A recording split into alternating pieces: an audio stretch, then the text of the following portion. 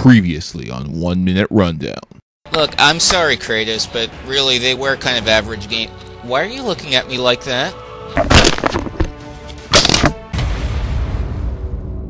I have come to reclaim the one known as OC Trinity. Then, you wouldn't mind playing a retro game for his soul. Wun Unknown Player, I appreciate the concern. Thanks for reaching out for me, but actually, I'm okay without you. I had a fairy in a bottle at that whole time. Well, I did have a fairy in a bottle. It's gone now, obviously. So yeah, I got a show to do. Let's go. Gaming reviews done quick. Hey, look, listen, it's the 1 Minute Rundown. I'm OC Trinity, your host, and my wisdom, courage, and power will guide me in running down Part 2 of Legend of Zelda.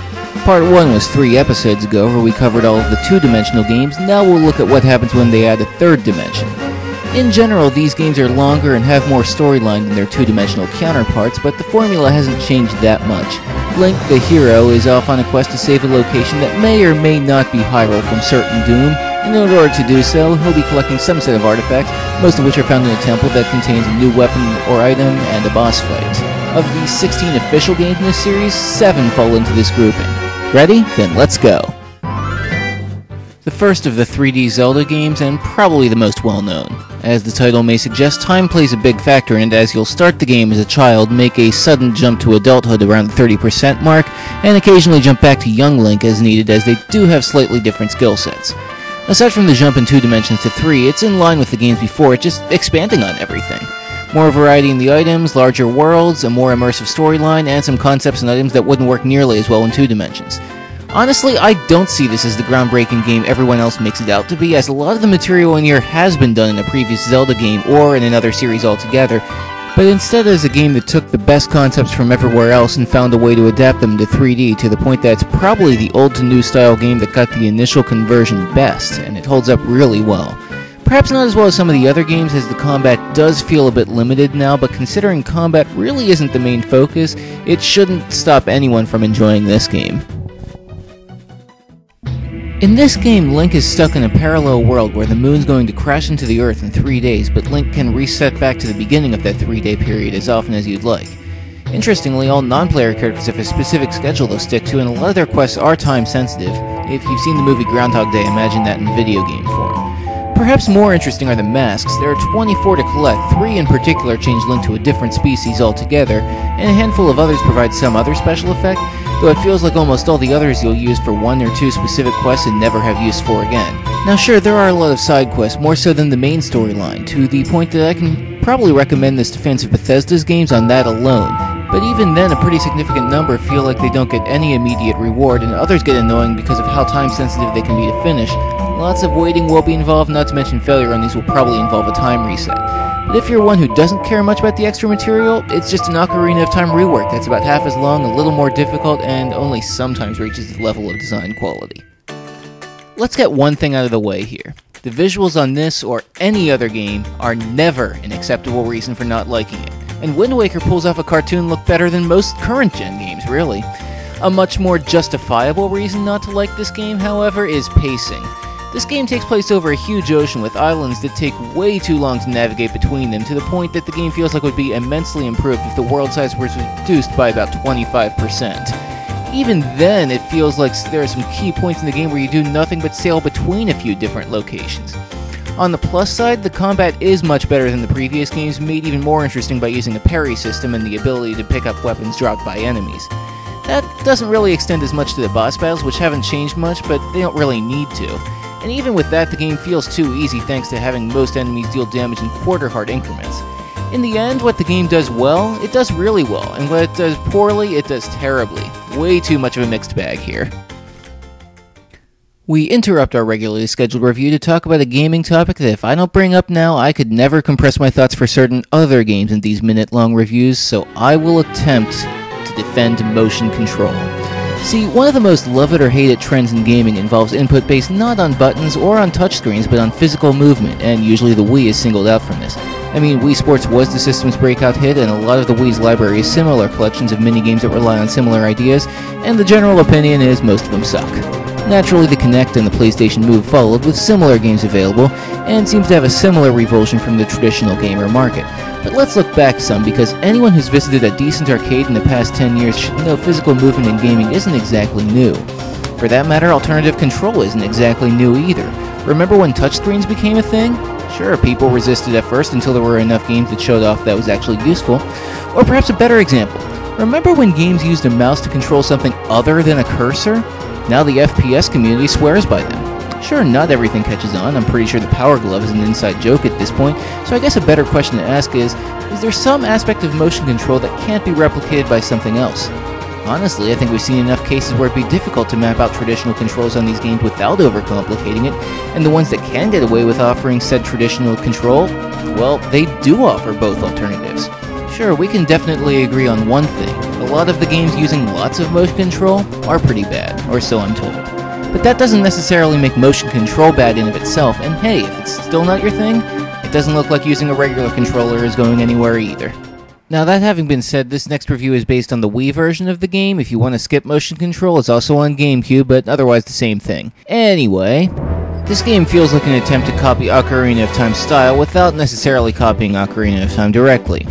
Of course it won't seem like it, with the first half of the game going in and out of the Twilight world, where Link transforms into a wolf and hunts down specific items, usually to unlock the next area of the world map in the real world. Chances are you'll think it's cool the first time it happens, then it'll get annoying once Link learns enough new skills that the wolf form feels limited by comparison, but the game seems to recognize that and uses it less as the game goes on. One thing it definitely gets right is the dungeon design, which ranks among the best in the series. While they're a bit longer than the rest of the games, each one stands out as completely different, as well as finding some creative ways to use already established items, while introducing some fun new ones too. The amount of side content is pretty impressive too. However, the game does feel unnecessarily long, with some of the early scenes feeling like they could have been skipped or abbreviated for the sake of pacing. Overall though, I'd recommend this to fans of either Nintendo 64 Zelda game, but everyone else should enjoy it about the same too. This and the next game I'll review are probably the most polarizing on this list, but let it be understood it still fits well with the rest of the series. See, this one goes well out of its way to incorporate nearly every feature on the DS, but most of the gimmicky ones are used only for one or two puzzles. Control basically uses the L button to use special items and the stylus for everything else, including movement and attacks, and while that's going to scare off some people, it allows for more varied action than had it been given a traditional control scheme with few drawbacks. A common complaint is the Temple of the Ocean King, a timed level you'll travel back to multiple times to unlock a new location, which is a lot of repeated material that can be swept through quickly due to design that coincidentally lends itself well to whatever items you've acquired since your last visit. I equate it to practicing for a speed run in which you'll get a little better each time. Admittedly, I'm still not fond of the ocean setting and sailing. This world is easier to navigate and treasure maps return with a decent minigame, but the ship combat and pirate ambushes feel more frustrating than they should be. I have a feeling the touchscreen-based control will be a deal breaker for some, but I encourage you to give it a fair chance, as the game itself definitely has a lot going for it. Spirit Tracks is very similar in design to Phantom Hourglass, including the same control setup and similar level design, but it swaps out the Timed Temple for one in which Zelda, who's pulled a Full Metal Alchemist and has her spirit bound to a suit of armor, assists directly as a two-character team. It's an idea I wish they used more of, or bring back for another game later on. Boats are removed in favor of trains, with more tracks available as you complete quests, required or not. Unfortunately, this also seems to make it difficult to move between locations since it takes a while, which itself will happen a lot with all of the escort and delivery quests, and collisions with obstacles on the tracks results in instant death, which will probably happen more often than standard gameplay death. Honestly, that feels like it's just artificially lengthening the game, and enough of a complaint that I don't think this is an improvement over Phantom Hourglass. All that said though, most of the other ideas you'll see here are inspired from the last game, to the point that your opinion of one game will probably be pretty close to your opinion of the other. So this still gets a thumbs up from me. Fair warning, if you can't stand motion control, just skip this game. This game relies on it constantly enough to require the Wii Motion Plus peripheral just to play. A major factor in combat is the direction you swing your sword, since most enemies have a way of defending themselves from certain attacks, and while the immersion wears off by the end of the game, it doesn't intrude on much. Control aside, there's a significant and fairly welcome gameplay change by using a Dark Souls-esque stamina meter and a loose item crafting system, but there is a fairly big problem with the game. There is way too much repeated ground. There are 4 major locations, one of which is essentially a hub world, and the other 3 are visited multiple times with new areas to explore, but recycling the same concepts. and a few times even reusing boss fights. It feels like the game's actively trying to subvert its own formula by mixing up each visit, later including surprisingly well-done stealth missions, and sometimes it works and sometimes it falls flat on its face. This was intended as a game for the series' 25th anniversary, and many fans will catch some of the side references, but while certainly not the best in the series, it's still a great way to celebrate it. And now I'm done with Legend of Zelda. Remember, the 2D games got covered already in a previous episode. Ocarina of Time seems to be the big winner here in terms of remakes, having been ported to the GameCube with redesigned dungeons, then updated again on the 3DS. Wind Waker seems to be getting this treatment next, getting an HD remake in the very near future. A new Zelda game was also announced for the Wii U, though I don't know much about it yet. If we want to be really technical, there are a few spin-off games on the CDI, which outside of a few internet memes most people prefer to think never existed, and according to Nintendo they really don't. Naturally, Legend of Zelda is a gameplay style that's been often imitated but never quite duplicated, but a few games I could draw comparisons to at least certain games in the series might include World of Mana, Okami, Soul Blazer, 3D Dot Game Heroes, and Dark Souls. Check back soon for the next episode of 1 Minute Rundown. Zelda kickstarted a genre without necessarily inventing it. Next I'll show you a series that did the same for another genre. Until then, remember, this is just one of the legends they speak of.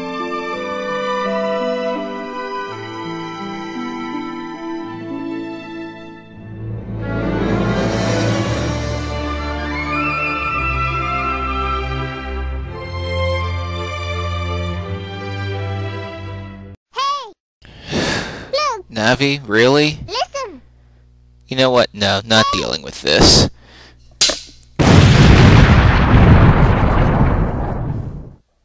On second thought, Wun Unknown Player, you might want to go for my soul anyway. If I've got video game characters trying to kill me, I'm probably gonna need it.